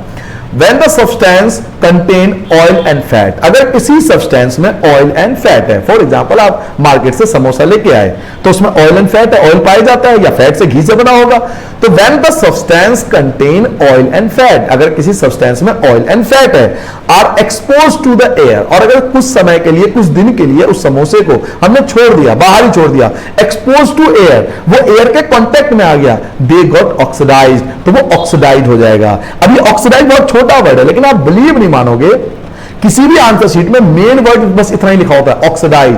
अगर आपने ये word लिख दिया तो आपको फुल मार्क्स मिलेंगे, अगर आपने ये वर्ड नहीं लिखा, बाकी आपने कोई भी कहानी लिख दी तो मार्क्स नहीं मिलते। इसलिए मैंने क्या कहा था पीछे, मेरे को इस बार रिक्स लेने का ही नहीं है, बिल्कुल रिक्स नहीं लेने का। में आता है तो वो ऑक्सीडाइज हो जाता है एंड बिकम रेंसिड, वो रेंसिड हो जाता है, ड्यू टू विच, जिसके कारण देयर स्मेल, उसका जो स्मेल होता है, टेस्ट होता है, और इवन जो कलर होता है वो चेंज हो जाता है। This process is known as rancidity. इस पूरे प्रोसेस को हम रेंसिडिटी कहते हैं। फिर मैंने प्रोसेस क्यों बोला, क्योंकि एकदम से नहीं होगा, इसके लिए कुछ टाइम लगेगा, और जिन चीजों में टाइम लगता है वहां प्रोसेस आता है, तो इस पूरे प्रोसेस को रेंसिडिटी कहते हैं। तो दोबारा लास्ट बार समझो रेंसिडिटी क्या होता है। जब कोई सब्सटेंस ऑयल या फैट से बना होता है और वो एयर के कांटेक्ट में आता है तो वो ऑक्सीडाइज हो जाता है। ऑक्सीडाइज होने के कारण उसका स्मेल, टेस्ट और कलर, आप देखो समोसे का जो स्मेल है वो भी बहुत बेकार हो जाएगा, टेस्ट तो खाने लायक तो बचेगा ही नहीं, वो कलर भी आप देखोगे धीरे धीरे उसका अलग हो रहा है। तो जब उसका स्मेल, टेस्ट और कलर चेंज हो जाए तो इस पूरे प्रोसेस को हम रेंसिडिटी कहते हैं। Method to prevent rancidity. क्या हम रेंसिडिटी से बच सकते हैं? जी हां, रेंसिडिटी से बचा जा सकता है। जो मॉडर्न साइंटिस्ट है उन्होंने रेंसिडिटी से बचने के बहुत सारे मेथड ढूंढ लिए, जिसमें से 4 मेथड मैं आपको बता रहा हूं जो बेस्ट है। पहला, एडिंग एंटीऑक्सीडेंट टू फूड। आजकल बहुत सारे फूड में एंटीऑक्सीडेंट मिलाकर आता है। जब एंटीऑक्सीडेंट मिला देते हैं तो वो चीज ऑक्सीडाइज होता ही नहीं है। एंटीऑक्सीडेंट एक पाउडर के फॉर्म में पाया जाता है, एक पाउडर के फॉर्म में पाया जाता है जो फूड को ऑक्सीडाइज होने से बचाती है। तो एडिंग और एंटीऑक्सीडेंट का इस्तेमाल करके हम रेंसिडिटी से बच सकते हैं। Storing food in air tight container. आप देखते हो मोस्टली चीजें आजकल आ रही है वो एयर टाइट कंटेनर में आ रही है, टाइटली पैक होकर आता है। आप ड्राई फ्रूट्स लेके आओ मार्केट से, पैक वाला ड्राई फ्रूट्स लेके आओ, बिस्कुट लेके आओ, चिप्स लेके आओ, सब कुछ एयर टाइट कंटेनर में पैक होकर आ रहा है। तो एयर टाइट कंटेनर भी एक एग्जांपल है जिससे हम रेंसिडिटी से बचा सकते हैं, क्योंकि अगर आप क्लोजली पैक कर दोगे तो एयर तो जाएगा ही नहीं उसमें, इसलिए वो रेंसिड नहीं होगा। रेफ्रिजरेशन, हम सब अपने घरों में फ्रिज यूज करते हैं। फूड को आप देखते हैं ना, दूध वगैरह को या फूड को जो बच जाता है उसे हम रेफ्रिजरेटर में डाल देते हैं, ठंडा कर देते हैं। तो रेफ्रिजरेटर का इस्तेमाल करके भी हम रेंसिडिटी से बचा सकते हैं। रिप्लेसिंग एयर बाय नाइट्रोजन, और कई बार फूड प्रोडक्ट में एयर को रिमूव करके उसकी जगह नाइट्रोजन भर दिया जाता है। एयर को हटा दिया जाता है और उसकी जगह नाइट्रोजन को फिल कर दिया जाता है। Example, chips manufacturer fill the packet with nitrogen gas. जितने भी चिप्स आप मार्केट से खरीदते हो उन सभी चिप्स के पैकेट में नाइट्रोजन गैस भरी जाती है। वहां से एयर को रिमूव कर देते हैं मशीन से और उसकी जगह नाइट्रोजन को फिल कर देते हैं ताकि वो ऑक्सीडाइज ना हो और 6 महीने तक कम से कम वो इजिली अवेलेबल हो, आप इसे इजिली खा सको। तो there are 4 method, at least 4 method. मैं कह रहा हूं 4 मेथड कभी पूछा ही नहीं, मुश्किल से 2 से 3, ज्यादा से ज्यादा 2 और 3 से इससे ज्यादा कभी पूछा ही नहीं। लेकिन मैं आपको अपने इस चैनल पर कम से कम 4 मेथड आपको बता रहा हूं कि रेंसिडिटी से बचने के मेथड कौन कौन से हैं। Antioxidant, storing food in air tight container, refrigeration और replacing air by nitrogen. Next है बेटा प्रेसिपिटेशन रिएक्शन। प्रेसिपिटेशन रिएक्शन क्या होता है? प्रेसिपिटेशन रिएक्शन किसे कहते हैं? Any reaction in which N insoluble solid, कोई रिएक्शन जिसके अंदर कोई इनसोल्यूबल सॉलिड बच जाए, इज फॉर्म, अगर कोई इनसोल्यूबल सॉलिड बन जाए। अब ये इनसोल्यूबल सॉलिड क्या होता है? इनसोल्यूबल सॉलिड वो सॉलिड होता है जो वाटर के अंदर डिसॉल्व नहीं होता, जो पानी में नहीं घुल सकता। तो कई बार कुछ रिएक्शन ऐसे होते हैं जिसमें कोई जो प्रोडक्ट बचता है ना, मैंने आपको क्या कहा, रिएक्शन होने के बाद न्यू प्रोडक्ट बनता है। तो जो फॉर्मेशन होने के बाद, रिएक्शन होने के बाद जो न्यू प्रोडक्ट होता है ना, उनमें से कुछ होते हैं इनसोल्यूबल सॉलिड जो पानी के साथ नहीं मिलते। इस प्रकार के रिएक्शन को प्रेसिपिटेशन रिएक्शन कहते हैं। फॉर एग्जाम्पल, आप अपने स्क्रीन पे देख रहे होंगे, यह सोडियम सल्फेट, Na2 सोडियम और SO4 sulphate. Na2 sodium sulphate react कर रहा है बेरियम क्लोराइड के साथ, बेरियम क्लोराइड के साथ। तो सोडियम सल्फेट जब बेरियम क्लोराइड के साथ रिएक्ट कर रहा है तो क्या हुआ? बेरियम सल्फेट बन गया और सोडियम क्लोराइड बन गया। सोडियम क्लोराइड जो होता है बेटा नमक होता है, घर में जो सॉल्ट है ना आपके, नमक है, कॉमन सॉल्ट बोलते हैं इसको, उसका फॉर्मूला होता है NaCl, जो आप चैप्टर 2 में भी पढ़ोगे।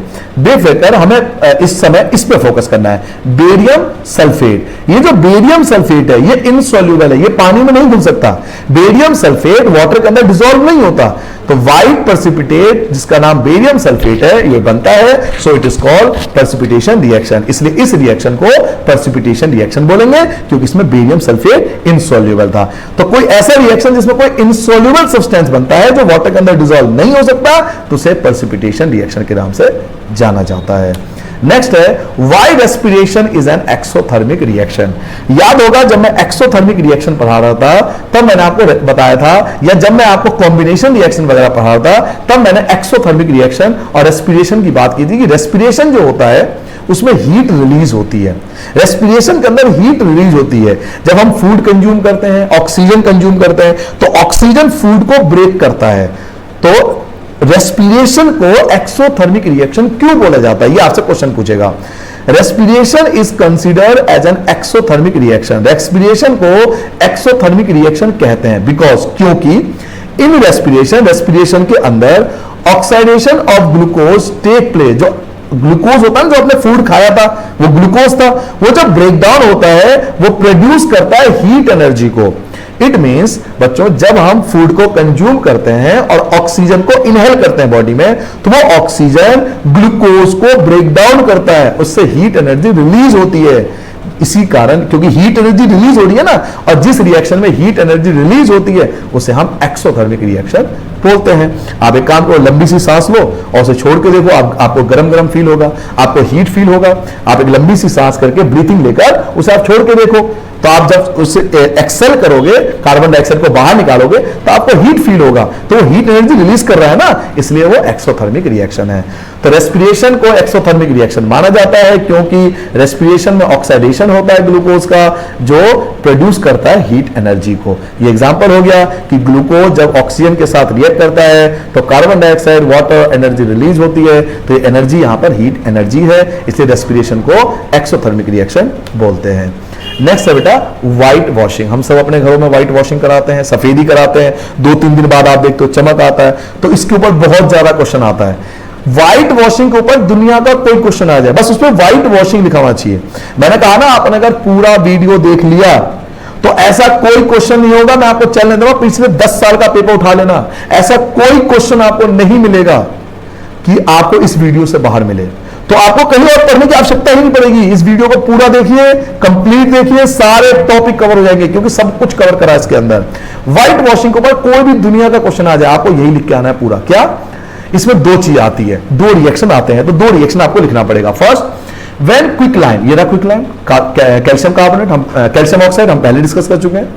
व्हेन क्विकलाइन रिएक्ट विद वाटर, अगर क्विकलाइन रिएक्ट करता है किसके साथ? वाटर के साथ, तो इट फॉर्म कैल्शियम हाइड्रोक्साइड, ये कैल्शियम हाइड्रोक्साइड बनाता है। सिंपल, पहली चीज याद हो गई। जब क्विकलाइन वाटर के साथ रिएक्ट करता है तो कैल्शियम हाइड्रोक्साइड बनाता है। ठीक है, अगर आपको अपने डेली लाइफ से समझना है तो मैं आपको बताता हूं।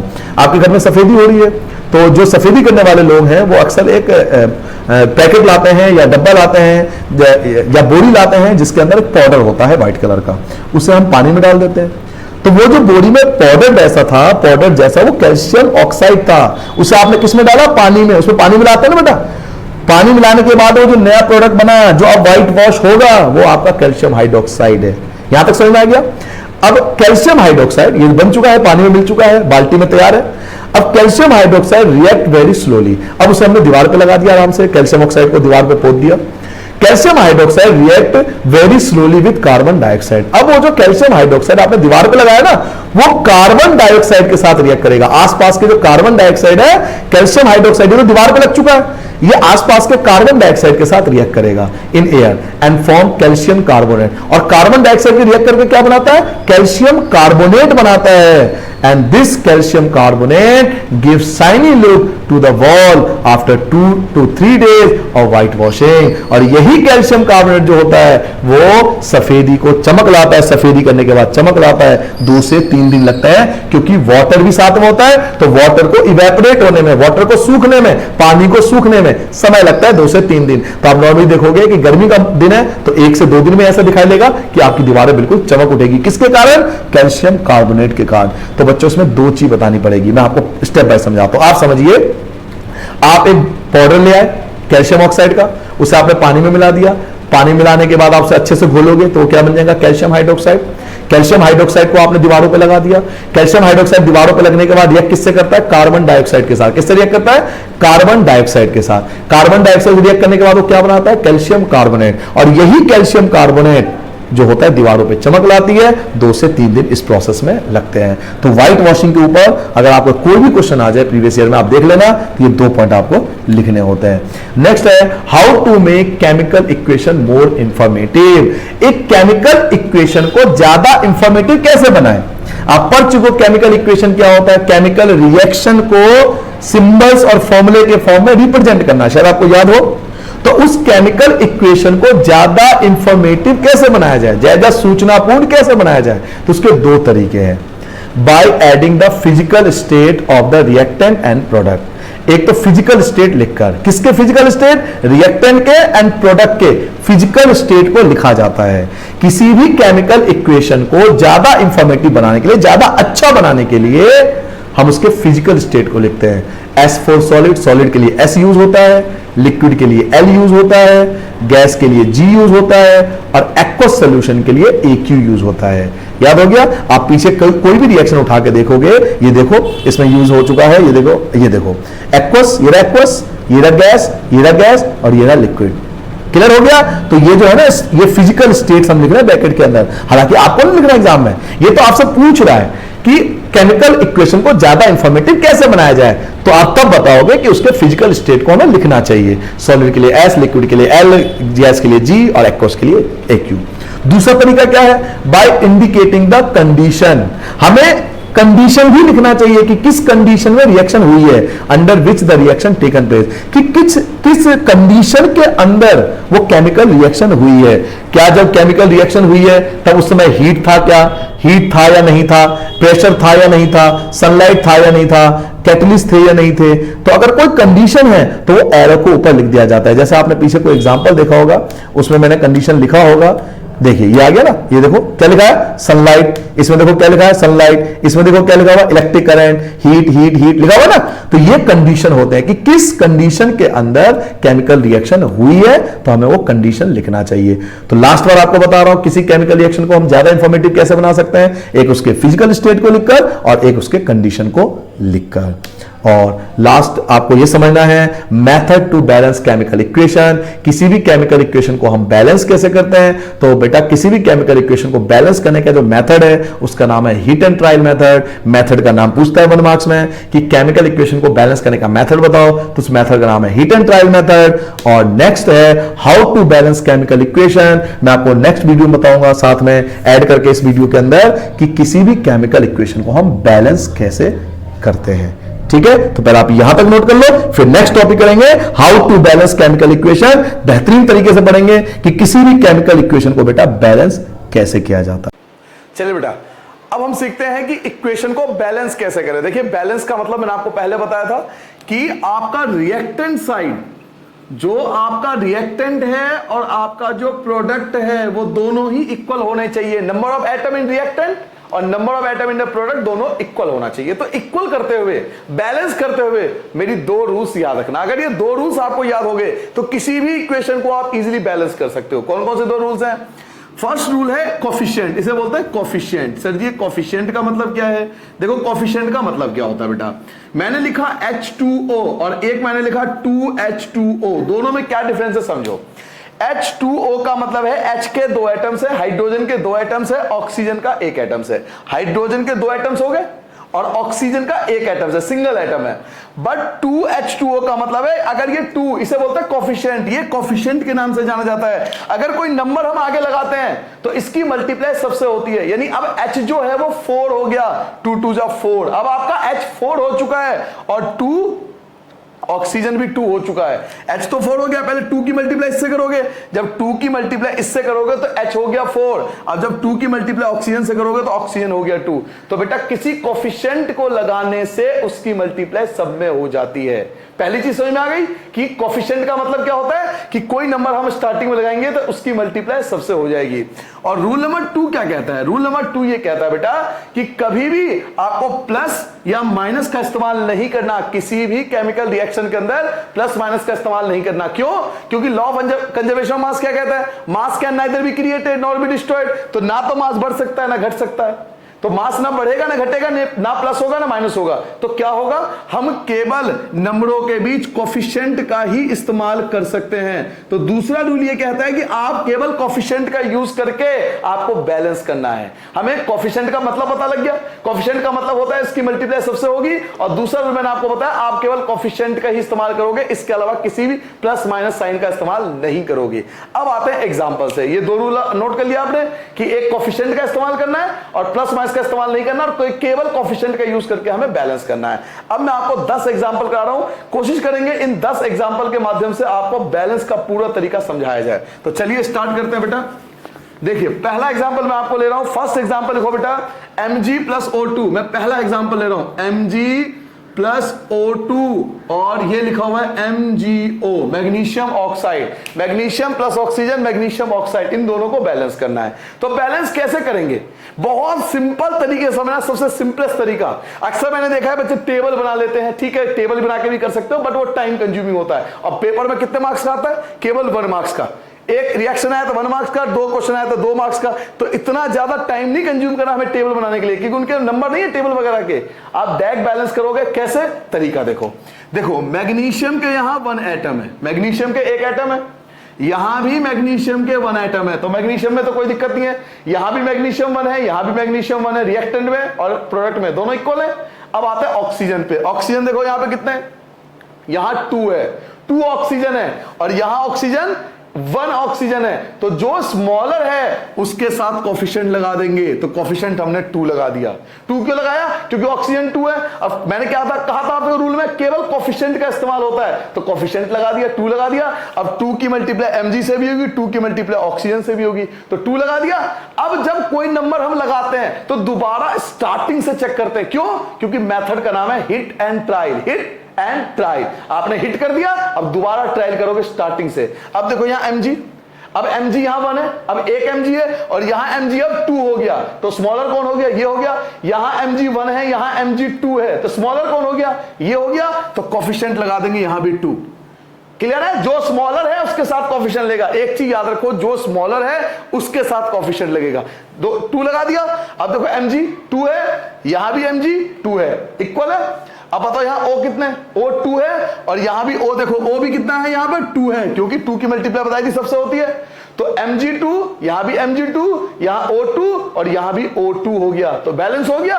तो इस प्रकार से बैलेंस करते हैं, केवल कोफिशिएंट का कमाल है, आपको कोफिशिएंट यूज करना है बार बार, ठीक है। एक और एग्जांपल ले लो, एक और एग्जांपल समझाता हूं मैं।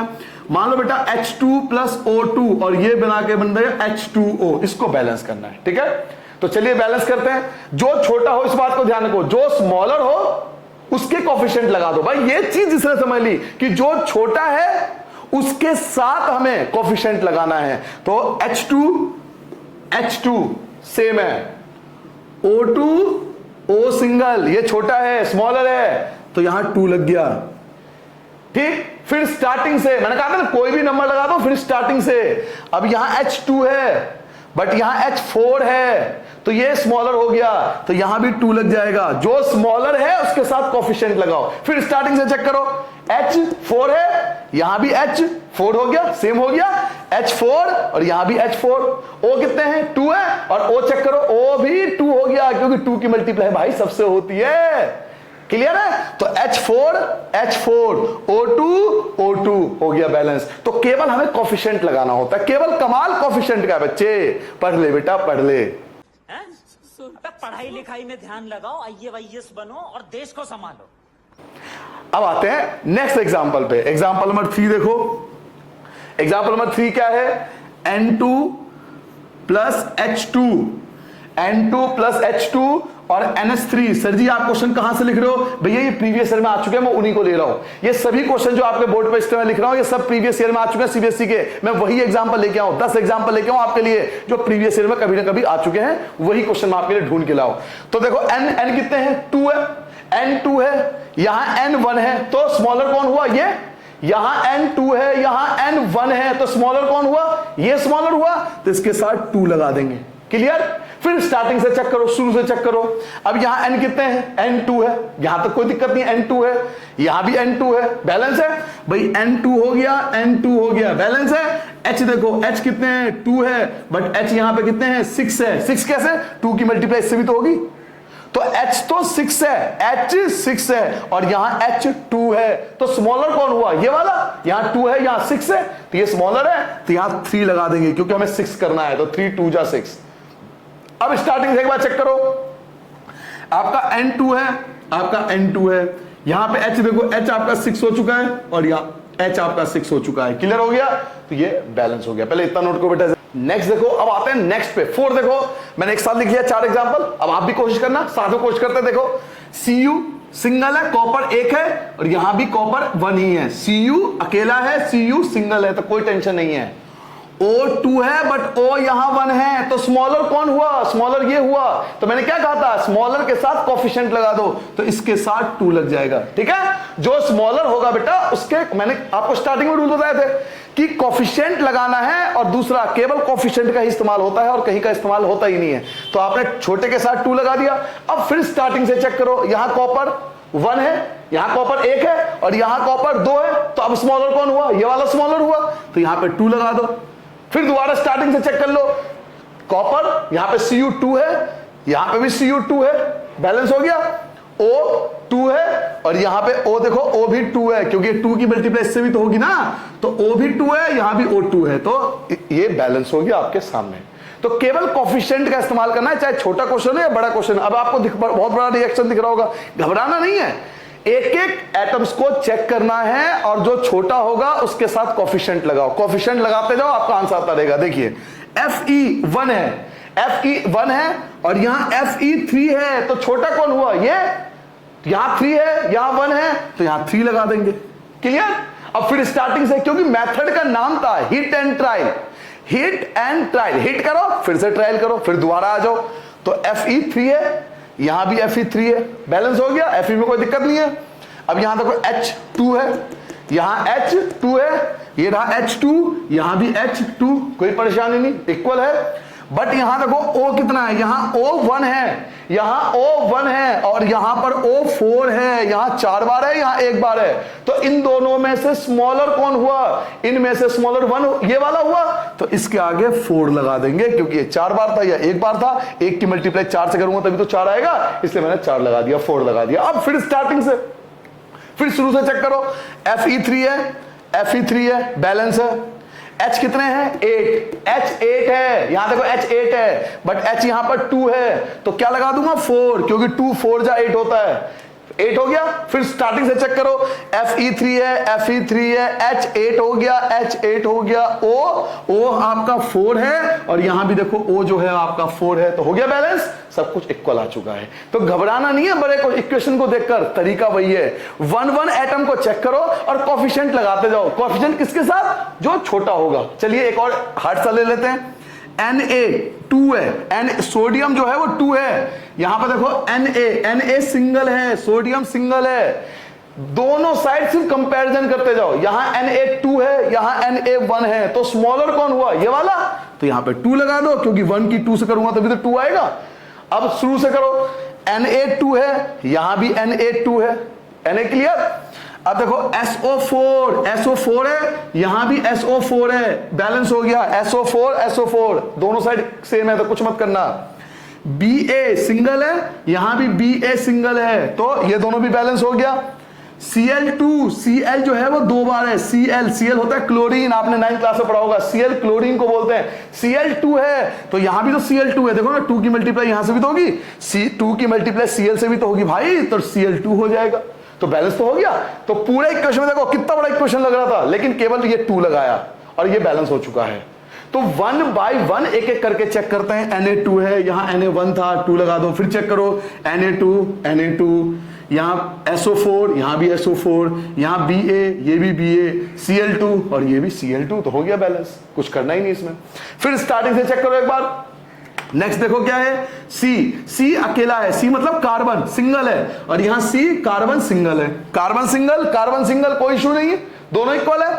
H देखो 4 है, यहां पे H4 है, H हाइड्रोजन जो है 4 बार है, बट यहां हाइड्रोजन 2 बार है, तो छोटा कौन हुआ इन दोनों में से, यहां 4 बार है, यहां 2 बार है, तो छोटा कौन हुआ, छोटा ये हुआ ना, तो क्या लगाऊंगा, 2 लगाऊंगा, क्योंकि 2 जा 4 होता है, तो 4 लाना किसी तरह से, ठीक है, 4 लाने के लिए 2 लगाना पड़ेगा। फिर चेक करो, C कार्बन सिंगल है, यहां भी कार्बन सिंगल है, H हाइड्रोजन 4 है और यहां भी हाइड्रोजन 4 बार ही है, ठीक है। आगे बढ़ते हैं, O2 ऑक्सीजन 2 है, यहां ऑक्सीजन 2 है, बट यहां ऑक्सीजन देखो 2 ये भी है और 2 यहां पे भी है, तो ऑक्सीजन 4 है इस साइड, 2 तो ये रहा ऑक्सीजन, 2 ऑक्सीजन यहां पर है और 2 ऑक्सीजन ये हो गया, तो ऑक्सीजन कितने, इधर तो 4 है, इधर 4 ऑक्सीजन है और इधर 2 ऑक्सीजन है, तो 2 जा 4, यहां 2 लगा दूंगा। देखो आप चेक कर लो, फिर स्टार्टिंग से चेक कर लो, देखो कार्बन 1 है, H4 है, यहां H4 हो गया, O4 है, 2 जा 4, O4 हो गया, O2 ये रहा और 2 ये रहा, तो 4 हो गया, तो दोनों साइड रिएक्टेंट और प्रोडक्ट इक्वल हो गया।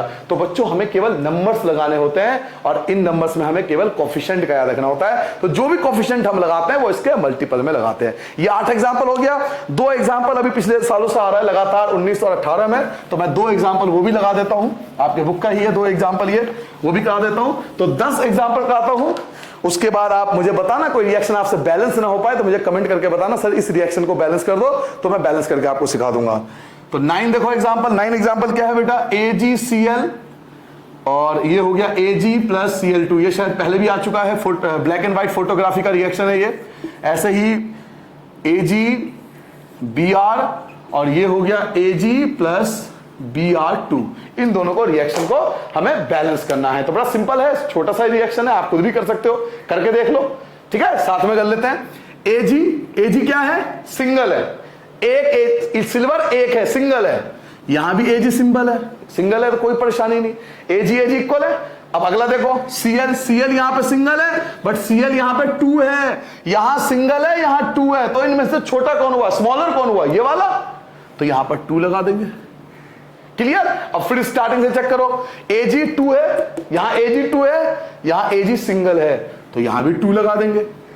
यहां Ag 2 है, यहां Ag सिंगल है, तो छोटा तो ये हुआ ना भाई, जो छोटा है उसके साथ मल्टीप्लाई कर, जो छोटा है उसके साथ कोफिशिएंट लगा दे। भाई कैसे कहूं, जो स्मॉलर होगा उसके साथ कोफिशिएंट लग जाएगा, बस इतनी सी बात है, जो स्मॉलर है उसके साथ कोफिशिएंट लगाना है। तो Ag 2 हो गया, यहां भी Ag 2 हो गया, ठीक है। देखो Cl2 है, Cl जो है वो 2 हो गया, Cl2 है और यहां भी Cl2 है, इक्वल हो गया, तो दोनों साइड बैलेंस हो गए, खत्म। इतनी सी बात याद रखनी है। नेक्स्ट देखो क्या है, Ag सिंगल है, Ag सिंगल है, कोई परेशानी नहीं, दोनों सिंगल है। Br सिंगल है बट Br यहां पर 2 है, तो स्मॉलर कौन हुआ, इन दोनों में से स्मॉलर, बच्चा बता सकता है ये स्मॉलर है, तो यहां पर 2 लगा देंगे, स्टार्टिंग में 2 लगा दिया। फिर स्टार्टिंग से चेक करो Ag, अब यहां पे Ag 2 है, Ag 2 बार है बट Ag यहां पर सिंगल है, तो इन दोनों में छोटा जो है वो ये वाला हुआ, तो यहां भी 2 लगा देंगे। फिर स्टार्टिंग से चेक करो, Ag 2 है, Ag 2 है, Br देखो Br यहां पर 2 है और Br भी यहां पर 2 है, तो इक्वल हो गया। तो इस प्रकार से हम किसी भी केमिकल रिएक्शन को बैलेंस कर सकते हैं। बैलेंस करने के लिए केवल आपको एक चीज याद रखना पड़ेगा, क्या, कोफिशिएंट, कि बैलेंस करने के लिए हमें केवल कोफिशिएंट का ही इस्तेमाल करना है। तो जल्दी से नोट करो, फिर नेक्स्ट एनसीईआरटी के एक्सरसाइज पे आते हैं।